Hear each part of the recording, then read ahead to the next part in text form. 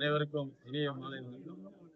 நேற்று புளியம்பட்டி அரசு பள்ளியில் சைக்கிள் வழங்கும் விழாவில் இந்த சட்டமன்றத்திற்கு உட்பட்ட எம்எல்ஏ அவர்கள் கலந்து கொண்டார்.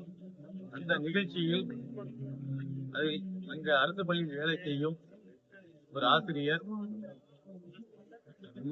குமார் என்பவர், கணித ஆசிரியர், தேர்தல் பிரச்சாரம் போல மதியழகன் அவர்கள் எம்எல்ஏவை புகழ்ந்தும், மேலும் நம்மளுடைய பாரதிய ஜனதா கட்சியினுடைய காவி சின்னத்தை அவமதித்தும் பேசியதற்காக இன்று நாங்கள் போச்சம்பள்ளி போலீஸ் ஸ்டேஷனில் வந்துட்டு அவர் மீது நடவடிக்கை கோரி மனு கொடுத்திருக்கிறோம். இந்த மனு மீது அவர்கள் நடவடிக்கை எடுக்கவில்லை என்றால் நாளை போச்சம்பள்ளியில் மிகப்பெரிய ஆர்ப்பாட்டம் என்டிஏ கூட்டணி சார்பில் நடைபெறும் என்பதை தெரிவித்துக் கொள்கிறோம்.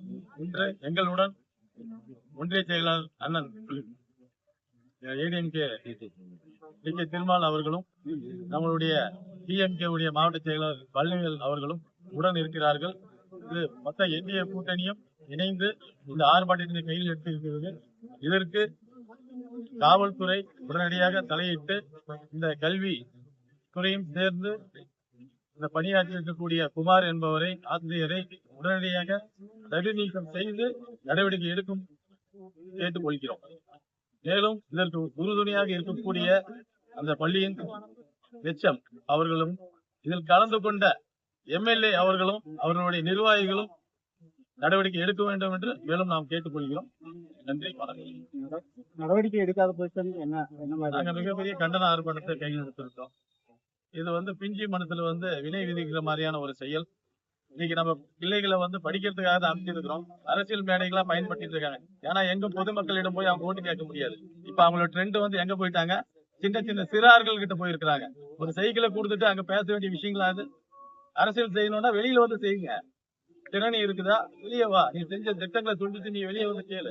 அதுக்கு அங்க யோசித்தால் நீங்க பண்ணதெல்லாம் 10 மலையை கொள்ளை அடிச்சுக்கிட்டு ஊரை ஏமாத்தி சுத்தி திரியுறீங்க. நீங்க வெளியில வந்தோம்னா பொதுமக்கள் காரி துப்புறாங்க. இன்னைக்கு உணர்வுபூர்வமா இத்தனை பேரை நீங்க கூட்டியிருக்காங்க. நீ காசு கொடுத்தவங்களால கூட்டி 10 பேர் கூட்டு வர முடியுமா? முடியாது. ஏன்னா இன்னைக்கு சூழ்நிலை அப்படி இருக்கு. இன்னைக்கு அந்த வாதியார்களையும் அந்த மாதிரி இருக்கக்கூடியவர்களையும் யாசகம் கேட்கிறாருங்க ஒரு வாதியாரு. அரசு துறையில பணம் இல்லையா? ஏன் எம்எல்ஏ ஃபண்ட்ல தான் பணம், அவரு கையில பண்ணணுமா? ஏங்க யாசகம் கேட்கிறாங்க?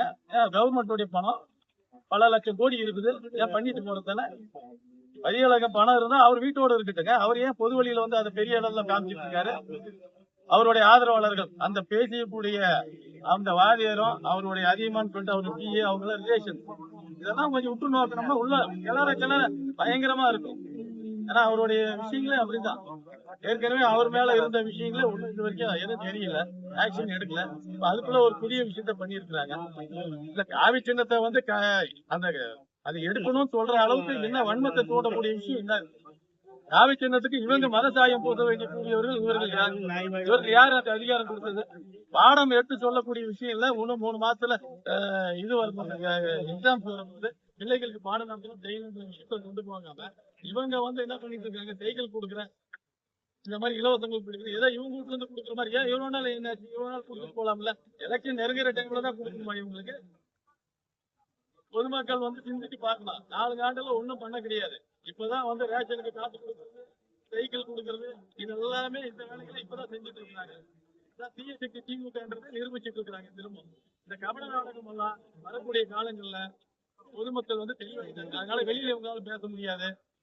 அதனால இந்த மாதிரி சின்ன சின்ன பள்ளிக்கூடங்கள்ல சின்ன சின்ன கிடைக்கக்கூடிய நிகழ்ச்சிகள்ல அவர்கள் தன்னைத்தானே புகழ்ந்து கொண்டு ரொம்ப கேவலப்பட்டு இருக்கிறாங்க. இந்த மாதிரி துறை இனி எங்கேயுமே இருக்கக்கூடாதுன்னு நான் கேட்டுள்ளேன்.